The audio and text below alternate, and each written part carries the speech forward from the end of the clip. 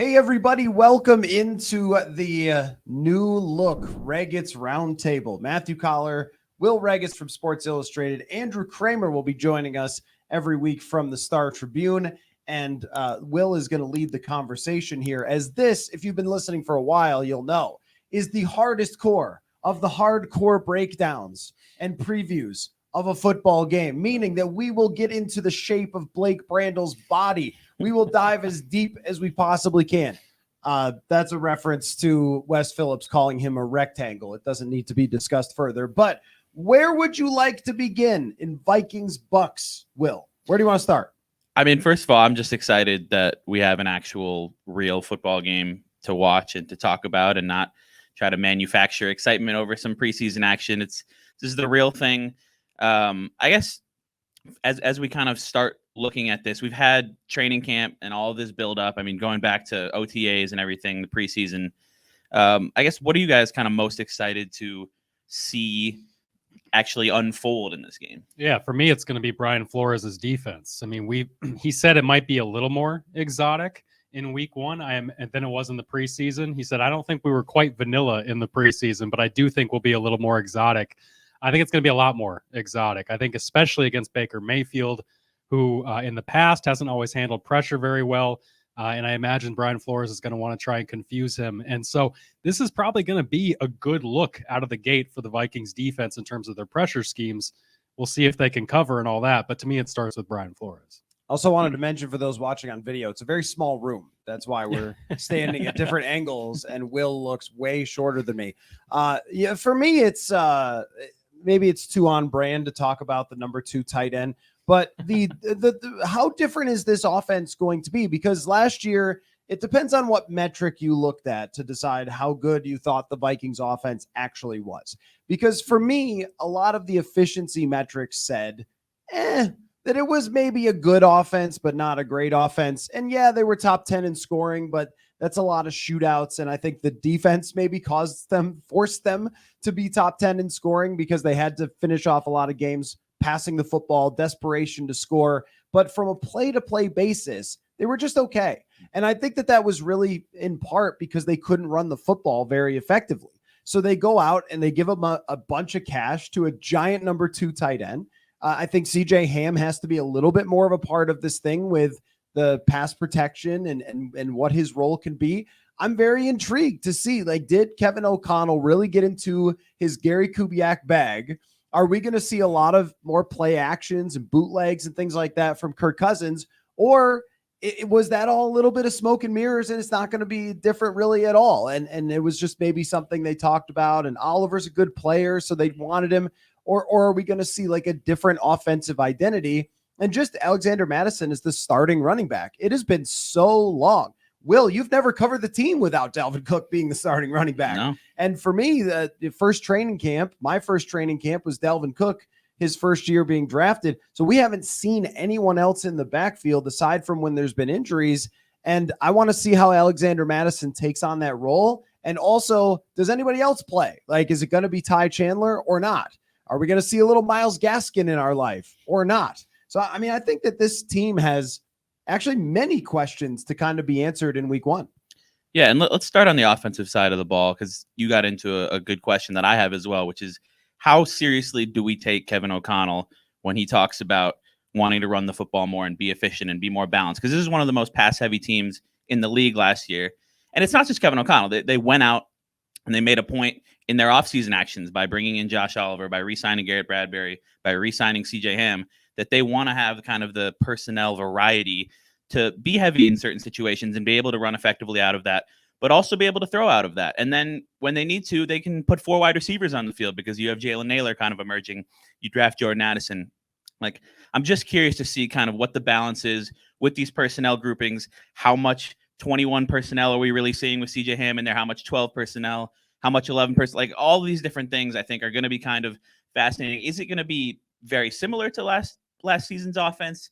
Is it going to be notably different, or is it going to just be kind of subtle changes as they try to become more efficient and more balanced. Yeah, and I think that's been a trend in the NFL. You've seen teams' offenses try to go heavier personnel and throw out of it. I mean, the Chiefs were one of the best multi-tight end teams last year in terms of trying to throw out of that stuff, and other teams have tried to follow suit and getting heavier defensive personnel on the field. The Vikings are well suited to do that. They need to find a way to counter Justin Jefferson, the attention he commands. They need to find a way to get defenses up closer to the line of scrimmage, stop playing so much too high.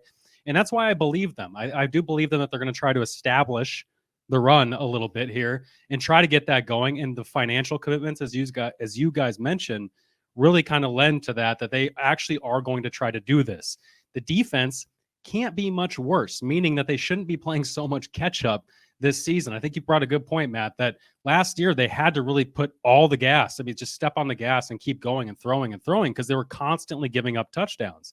Now, if you can actually try to keep the water level a little lower, you might be able to put CJ on the field. You might be able to lean on that running game and try to play more ball control. And then, there's a big 50-yard play to Justin Jefferson in ways that teams could just too easily scheme against last year because, hey, we know where the ball's going. We know you're going to throw it to him.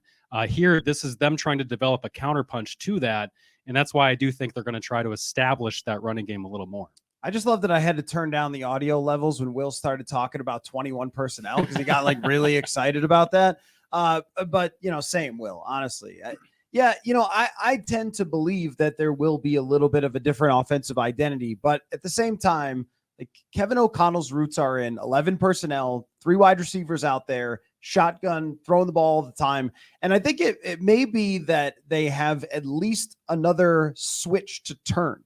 Because last year, they didn't. It was throw to Justin Jefferson or and then when Hawkinson got here, he at least provided them some sort of other option. But there wasn't a counter punch. There wasn't you're taking this away from us? Well, we're going to run it down your throat. Or you think you're going to play 3 safeties on the field? Well, we're going to make you pay for that. Or if your third linebacker is terrible, then we're going to load up on those guys and we're going to run. I remember a game, I think it was against the Cowboys, 2019, where they ran like 11 straight times and scored a touchdown. Mm-hmm. And they just could not do that last year. That was not a club in their bag. So at least to have that, I don't think it's going to be any more than 1 out of every 4 or 5 plays that we see that bigger personnel. But I think that at least they can flip that switch. And the other thing is too, we blame the defense for everything and they deserved it. But the offense can close a game. You can be up by 10 points in the third quarter, score another touchdown, and that is over. And they didn't do that last year. And so, I mean, part of that is just who the quarterback is and kind of who he's always been.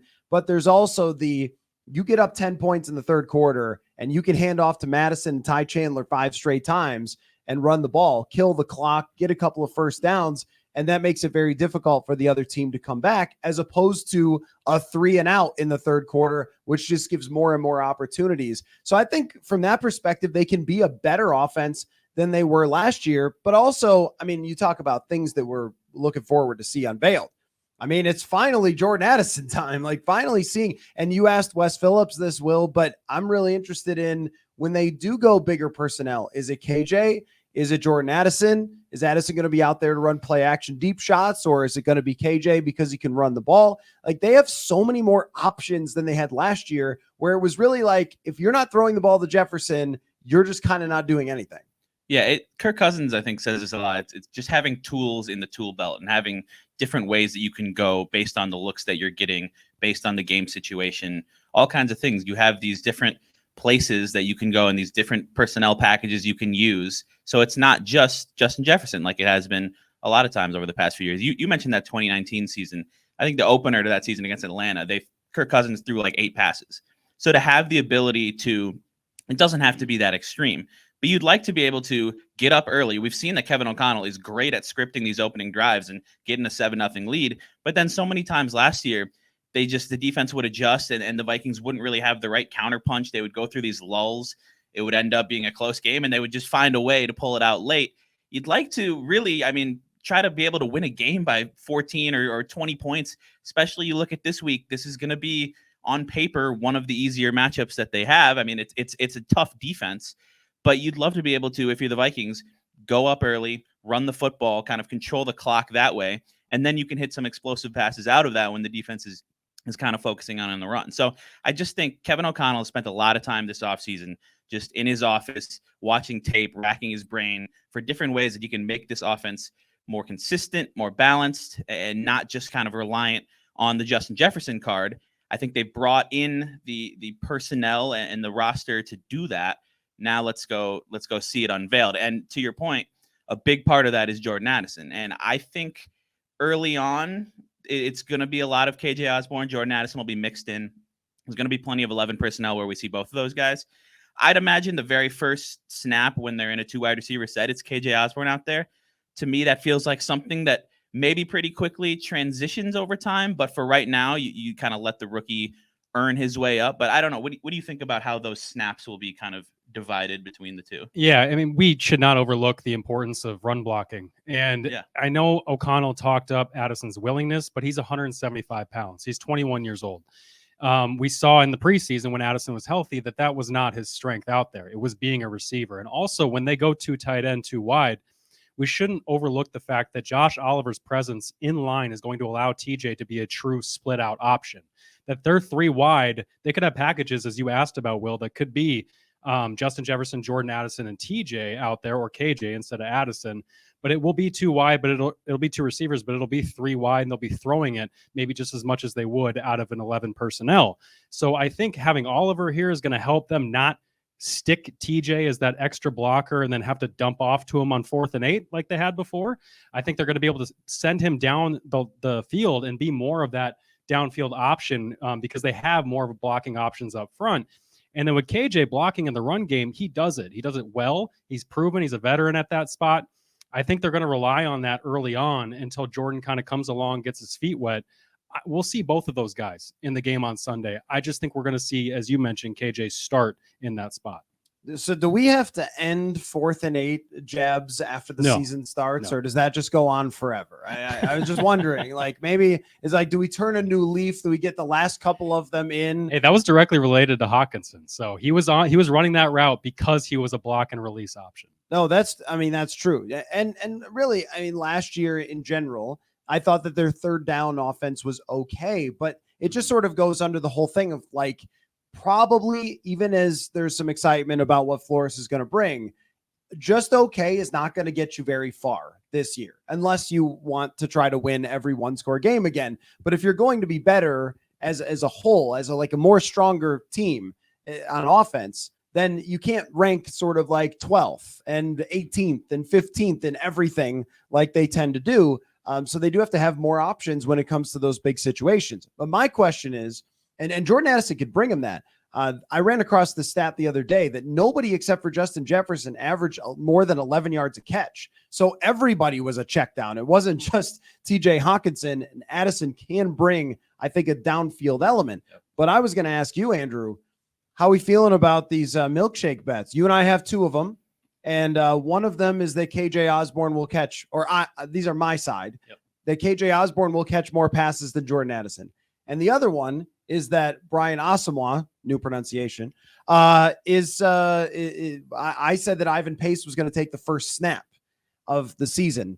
And I'm not feeling great about that second one. So how are you feeling, your confidence level going into week 1 about our offseason milkshake bets? Yeah, I feel pretty good when Brian Flores came out today and said he expects Brian Asamoah to take the majority of reps next to Jordan Hicks in this opener. He did mention we hope to get Pace in there for some snaps, but he's an undrafted rookie. He mentioned this is going to be a special moment for him, and then he hopes he can kind of calm down and get into the rhythm of things.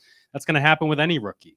And I think they were always going to rely on at least a little bit of experience that Brian got at the end of last year, and somebody that the front office took in the 3rd round that they feel highly about, just as highly as they clearly feel about Ivan Pace. I feel good about that bet.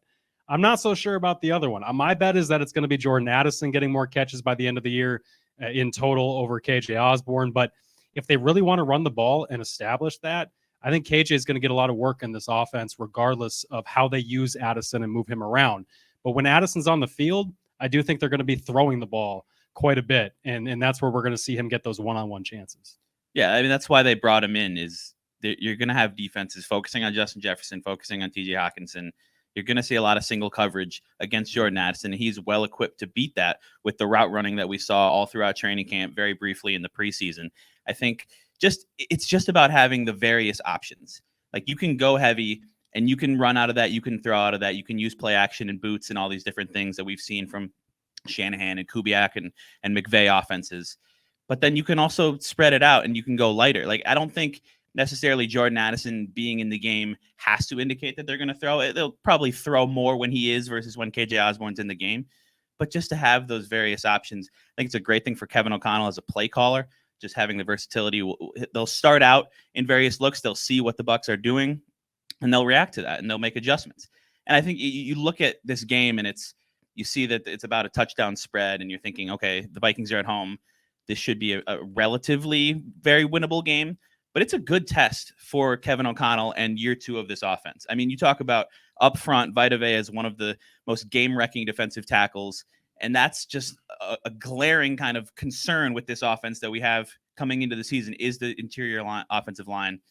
Garrett Bradbury, Ezra Cleveland, Ed Ingram specifically. I mean, all these guys. Garrett Bradbury had a good season last year in a contract year. They brought him back, but his game has never really been to anchor against the Vita Vea types. And we saw that with Dexter Lawrence in the playoff game last year. So there's concern there.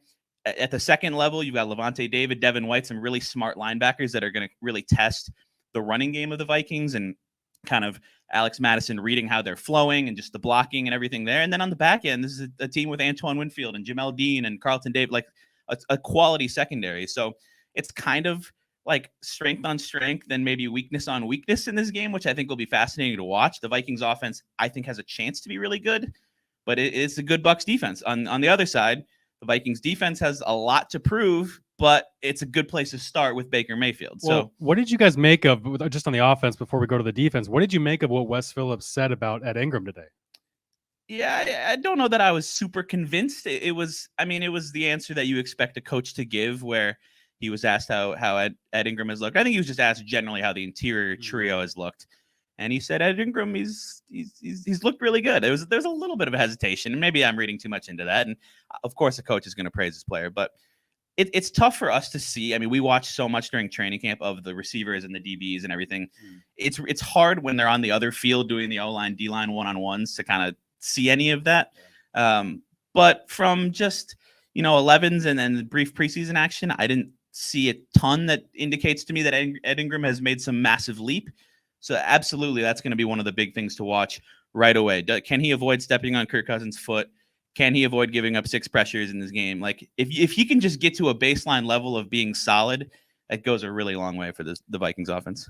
Well, I think that at the beginning of camp that they were concerned, and I always judge by what they do more than what they say, unless they layer in interesting criticisms into their, like when it's we love Ty Chandler, he's great, does have to learn how to pass block, but he's we're doing great.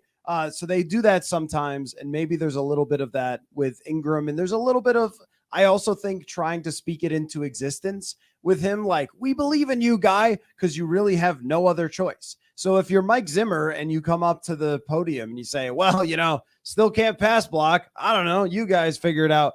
That doesn't help anybody with anything. So I would expect them to be more encouraging, but I have to see it. Like you said, Will, I don't believe in my own ability to decide whether a guard is going to be better or not by watching 9 preseason snaps in pass pro and, some practices out there, because the margins are so small between being a decent player, a great player, and a terrible player. It's like 3 or 4 plays per game that decide the difference between Trent Williams and the worst tackle in the league. So how could we tell?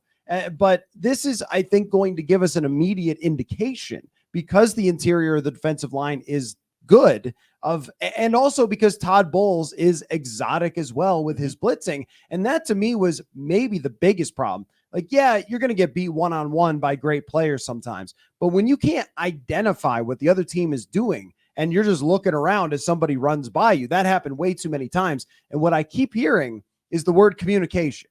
And it seems like it's like, Ed, you better, you better be communicating, because if they don't, they're just going to give up a bunch of pressures from those blitzes. And we saw it in the preseason game in Seattle, where they gave up an interior pressure. In part, Ed put it on himself. He said that I didn't pick up the communication of where we were sliding. We let somebody go right between. And that was with backups. That was with Oli Udo, Austin Schlottman, maybe with Bradbury and O'Neal on either side of him. It will be different. But we saw too many times last year similar things happen. And to be a year later and we're still seeing that, here's what I believe about what Wes Phillips said, though. He brings what the other two guys don't. He does bring power and anchor when he's on, when he has the technique right, when he's not stepping on Kirk's foot, all those things. They really need that in the interior. And I'd heard this past month that there have been no discussions on extending Ezra Cleveland, who's entering the final year of his contract. I don't know how enamored they are with Ezra either. So when they bring in Dalton Reisner, they talk about moving him to the right side, but maybe they would have played that out and also potentially replaced Cleveland on the left side, because I don't think either of those guys have earned their spots. Yeah, it felt like there was kind of a shift, and this started in 2021 in the previous regime when they drafted Christian Darrisaw, where they realized, having these guys with 9.9 relative athletic scores who could be tight ends, who are amazing in this zone blocking scheme, is great, but you just have to have a little more balance where Ezra Cleveland and Garrett Bradbury, it's been consistent, specifically with Bradbury in his first 3 seasons. Just the pass blocking and the anchor is tough just based on body type and kind of the athletic makeup. And that's not really Garrett Bradbury's fault for being drafted in the first round with that profile. It's what the Vikings were looking for at the time. The Darrisaw shift, they talked about this, Rick Spielman, like we wanted to get a little bit bigger. They tried it with Wyatt Davis as well. That didn't work out. But a mixture of somebody who can run block and have that quick first step and the athleticism to reach guys and do all these things, climb to the second level, but also anchor against pass protection, because with a quarterback like Kirk Cousins, you really need that. And running the ball effectively and in the zone schemes and everything is great, but this is a passing league and you need to keep Kirk Cousins protected. And so I think they did that as well when the new regime came in. That's why they liked that Ingram. I think he had a combination of both in terms of you watch the college tape and you look at his athletic testing and all these things. He's an athletic guy. He can do all these things in the run game, but he also has that anchor and that kind of power. And it didn't show up as much in year one because there were these little technical mistakes and communication and like sliding the wrong way and letting a guy through, or just kind of whiffing with his hands in the initial kind of set. And so if he can fix some of those things, and I'm sure he's been working on this entire offseason, there are still the tools there that made him a second round pick that you would like to think can kind of help in pass protection and be kind of functional. And to me, it's something to watch right away, because I don't think this Vikings team is going to mess around necessarily with what they view as an open division and the team that they've put together this offseason. If you see struggles, whether it's Ed Ingram, whether it's Ezra Cleveland, to me, somebody that's actually kind of interesting is Blake Brendel, who I think had a really good preseason. They've been training him at all 3 interior spots, mostly the 2 guard spots. It wouldn't shock me if not after one game, but like a month or 2 months in, if one of those guys is not playing well, hey, let's put Blake in and see what he can do. The rectangular guy. The rectangular guy. Yeah. or it could be going out and Dalton Reisner is still a free agent. Like he has not signed with anybody yet. It probably makes sense from his camp's perspective. Let's wait and let's see which guards are struggling around the league here, and that might up our leverage a little bit. Did you guys catch Brian Flores mentioning that he felt mobility in a quarterback is pretty important? I did hear that, and I did a little double take when he said that. So when you bring up needing to protect Kirk Cousins, that interior, as we've all talked about so much, is so important in front of him specifically. And then how much do you plan for that going forward when Kirk's not even signed beyond this year? By the way, yeah, I mean, I did catch that, and I went like, "Oh, you think so?" I wonder if the organization agrees. Maybe they do, because there's no contract extension. So I wanted to talk about, though, that when it comes to the offensive line thing, I have taken a stance. I have dug my feet in on this. Okay. I don't care if the interior isn't that great. There is no excuse for the Minnesota Vikings offense to not be in the top 10 in the NFL, not be one of the most efficient, be one of the most successful. And I would also take this stance for this game in particular, because you are right to run down their roster, be like, heard of that guy? That guy's pretty good. He was on that Super Bowl team. This guy, what did Mark Craig say? He looks like a circle for Vita Vea. Yep. It was a wild day out here. But okay, and I agree with all that. Every football team has football players that are good at National Football League football. Every single time. Not the Cardinals. We could talk. except for the Cardinals. Every single time, though, since they're not playing the Cardinals, we could talk about like, well, they got some guys who could cause some problems.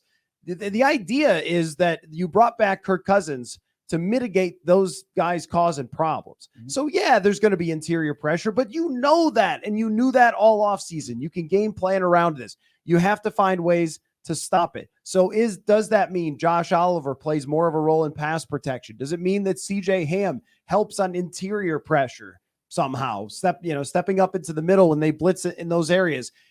Kevin O'Connell had 6 months to find the answers to not having a great interior offensive line. And by the way, who does? There's like 3 teams in the league that have really good interior offensive lines. So at some point, sometimes I get tired of like, oh man, if the guard lets somebody through, okay, fine. Well, do you have any answers to that? I think that you should. So I think that despite this question mark, our standard for this game and this season should be extremely, extremely high for this offense.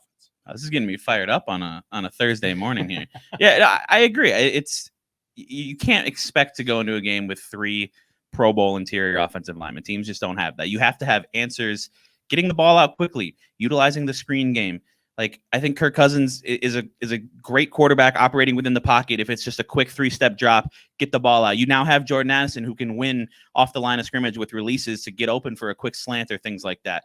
Ideally, you don't want to have constant interior pressure. It's not ideal. It kind of limits what you can do with some longer developing routes downfield. But you're right. It is not an excuse for this Vikings offense, if it's a similar level of interior pressure as last year, to still not find ways to adapt and be successful. And this was a team that you mentioned this. They were like 7th in yards and 8th in scoring, but they're like 18th in EPA per play and DVOA and all these things. They were not a very efficient offense. They have to find ways to improve that. And this is a good test, week 1 against a pretty good Tampa Bay Buccaneers defense. So Andrew, let me ask you this. Would I be out of line in saying there's no excuses here? Win this game. I mean, win this game. Like we were talking about, and I wrote about the schedule, and I've brought this up a number of times, how important it is to win this game. And I think we all know that because we all got plane tickets to fly to Philadelphia in like 3 days. And that's not going to be an easy game. And we know Mahomes is showing up. And did you know Mahomes' dad played for the Twins? I hope someone brings that up. But when I look at Tampa, I think there's people in Tampa who are like, maybe it could be okay. And we had Trevor Sickham on the show from PFF, who's a former Tampa Bay reporter, who's like, well, maybe they could win the game if this, and this. Baker Mayfield stinks. Baker Mayfield's terrible. This guy has an 81 quarterback rating since 2021. That's what you would expect in 1979 from a good quarterback. Like, I guess, it's part of the job to hype it up and talk about all the nuances, which is why we do the Ragatz roundtable. But at the end of the day, when it's Thursday and we're going to the game, and I'm like, how am I feeling about this game? I'm feeling, if you lose this game, I'm going to think, I don't know if this team is any good, because I know Tampa is not a good football team. Well, not even if you just lose it. If it's close, if you have to struggle through this game, I don't think that's a very good sign. And remember last year, like the openers are always weird. Last year, the Vikings had a bad training camp. Kirk Cousins was throwing a bunch of picks. And all of a sudden, the Packers can't cover anybody because they come in with a bad plan and Justin Jefferson goes crazy. And this offense really kickstarted what it eventually became in terms of potent in the passing game. This is a good chance for this team to establish what they are offensively, what they are defensively, especially against Baker Mayfield. Because after that, you got Hurts, you got Herbert, you got Mahomes. You're not going to have a chance really to lean on a bad quarterback. This is going to be a time to build confidence, a time to establish the pressure packages that Brian Flores wants to roll out and then build off of those. As you said, Baker Mayfield's just not good. He's bad. And when you've got that in there, there's no room for, maybe if you just only give up a couple deep balls. Well, no, this needs to be a defense that puts the clamps on him, forces them into third and long situations, and forces him into some tough decisions that he has never really made well in his career. So, I think this needs to be a 2-score win for you to walk away feeling, all right, they did what they should. Yeah, Baker Mayfield's got to be feeling pretty thankful for Josh Dobbs in Arizona right now, because that's the only competition he has at the bottom of these starting quarterback rankings heading into. Like, I don't care about CJ Stroud, the rookies, Justin Fields, Jordan Love, all these different guys. Like, Baker Mayfield is at the very bottom, and that's just, he had some decent seasons early in his career at Cleveland. We have not seen that in several years. Last year was Carolina and then the Rams. It just was really bad. So this is a good little way, if you're Brian Flores and you're the Vikings defense, to kind of ease into things a little bit. Not that you can not take it seriously or give everything that you've been game planning and building towards. But it's not opening with Jalen Hurts. It's you get a chance here. You'd like to think that the Vikings offense will put you in a kind of positive game script as a defense. You get a chance to unveil everything that we've been talking about so much throughout training camp, throughout even the preseason action. We saw some of it, the variety and kind of the multipleness of these blitzes and bringing confusion, bringing chaos, making it so Baker Mayfield doesn't know which guy at the line is going to come on this blitz, which guy is going to drop into coverage, just muddying the picture for him, both pre and post snap. I think it's an ideal kind of situation. Now the Bucs still have talented wide receivers, which, as we can talk about, is going to put some stress on the Vikings' young cornerbacks that we haven't seen a lot of. But you can help those guys. You can make their job easier by just bringing a lot of pressure. The Tampa Bay offensive line isn't really a strength anymore. It had been. I mean, they won the Super Bowl. They had a really good offensive line, but Donovan Smith left this offseason. Ryan Jensen, their center, got hurt. It's Tristan Wirfs, and it's a bunch of young guys that you may or may not have heard of. Cody Mauch is a rookie out of North Dakota State who has great hair and a funny, like, gap tooth smile, but I don't know if he's any good right away. So this is an opportunity if you're the Vikings. Pin Danielle Hunter and Marcus Davenport back. Get your linebackers, get your safeties involved in the blitz, and just go after Baker Mayfield, because you can get this team into third and long and kind of obvious passing situations and just make it really tough on Baker Mayfield to have any time to see the field and find Evans and Godwin. Let me ask you a question real quick. Are you going to make it to Sunday, Will? Like, I feel like you are as jacked up as I have ever seen you on this show. You're the one who yelled Baker Mayfield stinks. I was just going to mention that. I yell on the show all the time. It's like what I do. I'm trying to match the energy. I like that. You bring Hunter and Davenport up. This might be the only time you have a healthy Marcus Davenport, because his whole track record has been getting banged up in seasons. The most he's played for any season is about 50% of the snaps in New Orleans. When you finally have that, you've got your healthy duo. You know, they want to maintain that for much longer, but this is the game then to really unleash them and cause it against the mediocre offensive line to cause that pressure. And then I also want to see, we've heard so much this summer about this young secondary and their ability and not ability to tackle and relearning how to tackle and all these things. I imagine the Buccaneers are going to try and get the ball out quick and try to force guys like Mekhi Blackman, Caleb Evans into situations where they need to bring down Chris Godwin, bring down Mike Evans. Those are the things that you kind of look at and say, okay, from what we've seen from these young guys, that could become a problem if you can get the ball out quick and you're not bringing those guys down. Brian Flores has to make sure that those young guys are on point when it comes to that. And, I think that if the interior of the offensive line is not good, that we're going to be like, hey, why didn't you sign Dalton Reiser? What's your deal? But I also think we should talk about the cornerback group the same way, because a bunch of veteran corners got cut around the league in training camp and they didn't bring any of them in. And so they're sticking with Andrew Booth Jr. as the backup. That's no parachute at all. Jawan Williams is on the practice squad. Okay, well, he's barely played in NFL games either. And so not having anyone who's a veteran player, except for Byron Murphy, who's really not a veteran, like he's 25 or 26 years old. So not having any experience whatsoever in that secondary, if they do come out in this game. And the one thing I'll say about Baker Mayfield, because I did insult him, but he can throw the football like this. He is an accurate passer if he has time, and he can deliver to those wide receivers if they're open. So if they struggle in the secondary, I think that there's going to be some patience required from the secondary, because these guys just haven't played. So there will be mistakes. But if we're going through the season and they're just giving up pass after pass, I think we're going to look back and go, hey, you guys talked about winning the division, getting back to the playoffs, and then rested entirely on totally unproven corners, probably the most important position. I mean, because we've seen this in the past, even when they've pressured the quarterback successfully, if the corners couldn't stop anybody, 2021, 2020, 2021, I thought they pressured the heck out of the quarterbacks, and they just couldn't cover anybody with Bashaud Breeland.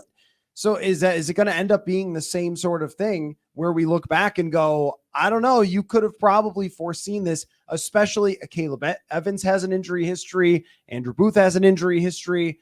That's to me, like, as far as questions to be answered week one, I really want to just see how these guys match up against two good receivers. Yeah, there's on each side of the ball for the Vikings, there's an obvious area of concern, a question mark, a weakness. I mean, we're assuming it's a weakness. We haven't seen them play yet. But on the offense, we talked about it. You can mitigate the interior offensive line struggles a little bit. It's harder to do that on defense with your cornerbacks. Totally agree. It just is. And so that is going to make or break in a lot of ways the success of this entire plan that Brian Flores has, this philosophy, this attacking scheme. And it's going to be, I think, all season in year one of Flores, and we don't know if we'll get a year two of Flores, it's going to be kind of a high risk, high reward proposition where there will be plays like take what we saw in the preseason where Jay Ward comes unblocked and just hammers Clayton Tune and gets a strip sack. There's going to be big game-changing plays like that. That's what it's built for, is to get after the quarterback and pop a guy and have him float a ball in the air and pick it off, things like that. There's also going to be times where just communication-wise, you bring a lot and it gets picked up, and that leaves somebody one-on-one with a cornerback downfield, and you float it up and you catch it, and it's a big play. And I think, like we've been talking up, I'm high on this Brian Flores defense. I'm bullish on it, at the very least making a solid step from last year, which on paper should not be that hard to do with how bad the Vikings defense was. I think they can be a solid unit, but you have to remember, and people are pointing this out, like Brian Flores' first year in Miami, they were not a very good defense. And it was a lot of this. They were blitzing a ton and they're getting burned a lot. And they didn't really have the guys or maybe the comfort or communication. Year two, they took a huge leap. And the next 2 years, they were really good defenses. But that first year, it's asking a lot of guys, many of whom have never played in a system like this before, to come in right away and do it effectively and kind of mitigate some of that risk. So I think there's going to be splash plays for the defense, and I think there's going to be some splash plays for the offense.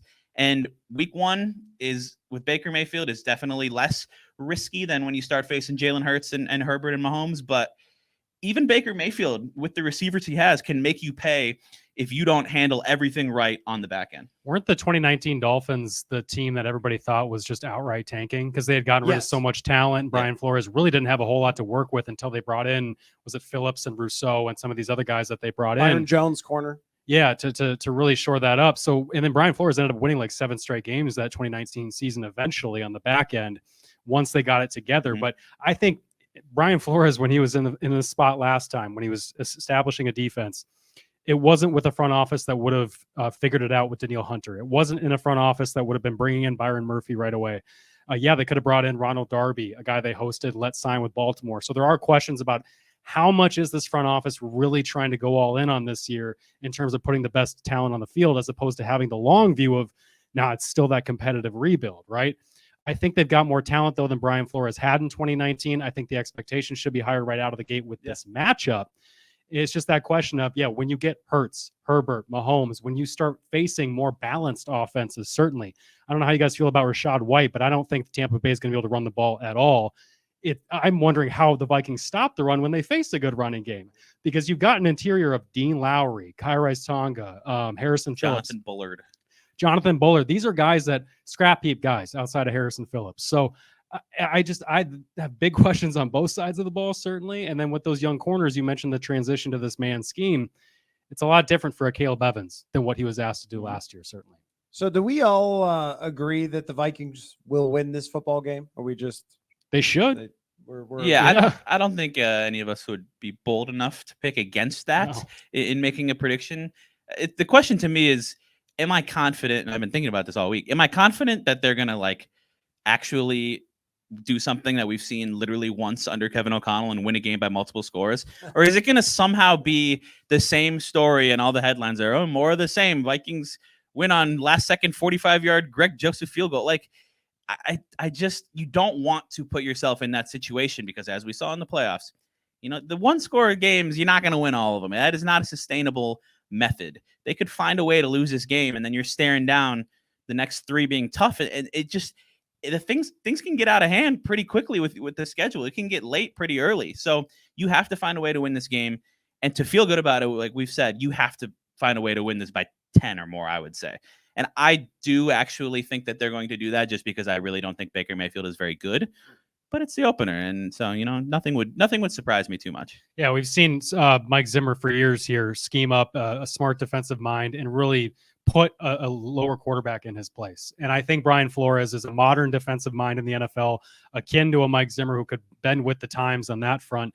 And that's why I think they are going to limit Tampa to 20 points or less in this game.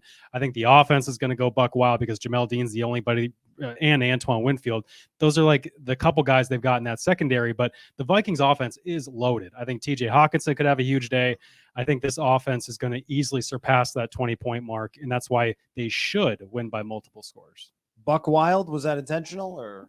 No, it actually wasn't. That was No. good. Okay, all right. So then let's close on this, fellas. I think that my favorite opener, now it was let's say US Bank Stadium opener for me, because it was technically week 2. But when I first moved here in 2016, Sam Bradford, his first game against the Packers, US Bank Stadium opener, had more energy in a stadium than I've ever felt, except for the playoff game in the Superdome. And that's probably, and Taylor Swift. We were there. Oh, yeah. Insane. Absolutely insane. Anyway, I actually looked this up. Decibel levels of a rock concert in a stadium are higher than a football game. So maybe we weren't insane bringing that up. Aside from that, that game was nuts. Trey Waynes finishes it off with a pick. It was like a really exciting game. And that was my favorite one to cover just because it was the first one and it had so much juice. And I thought as I was walking out, like that's one that everyone here will remember they were at because of the opener of US Bank Stadium. And again, I'm aware that that was week 2, but opener thoughts. Like I think that this is going to have a lot of pomp and circumstance, Bud Grant tributes. I think that there's a new breath of air that has been breathed into the fan base when there's a lot of new stuff to look at. Mm-hmm. And I also think that Kirk Cousins and the support from the fans of Kirk Cousins specifically, after he won a lot of games last year, after the Netflix documentary, is, I think, less apt to have the fans be like the first 3 and out. Oh, here we go again. Like, I just think that there's going to be an energy to this building that's a little bit different than maybe some years past. Your thoughts? Yeah, it's often like this at US Bank Stadium, just with the atmosphere and the home field advantage they have. But this feels to me like one where it is going to be so raucous that if the Vikings start fast and do what they often do and get out early, and then just the volume turns up on Baker Mayfield, and we haven't even talked about it as much as we should, but just having Danielle Hunter is so huge. I think he's in line for a great season. I think Marcus Davenport, if he's healthy, can sneakily play well. Byron Murphy, like there are a few guys on this defense. Harrison Smith, we have not brought up. He can still do it at a high level. Like, I just think this is one that could get away from Tampa if the Vikings can start fast. Now, if they don't, and it's like a tie game and kind of a slugfest, low scoring, and maybe a close game at halftime, there might start to be some nervous energy in the air a little bit. But I would not be surprised at all if the Vikings come out fast and are able to kind of pull away from this team. That's a good point. If we hear "Let's go crazy" early, if we see a gritty early, I think this is going to be a fan base that's ready to jump on that, ready to feel good about where this team is at. They read all offseason about who left and then trying to figure out what's new coming in. This is a team that, if, like you said, in a matchup that if they were able to get that jump on them, I'm not too sure how Tampa's going to be able to come back from it. Did you guys have other opening day nostalgia at all? Well, the opening day, I just go back to last year. I was not expecting that at all. Kevin O'Connell's first year, the offense, how crazy it was in the building after they got off to such a hot start. And, you know, when Christian Watson drops that pass, that felt like the only chance Green Bay had in that game.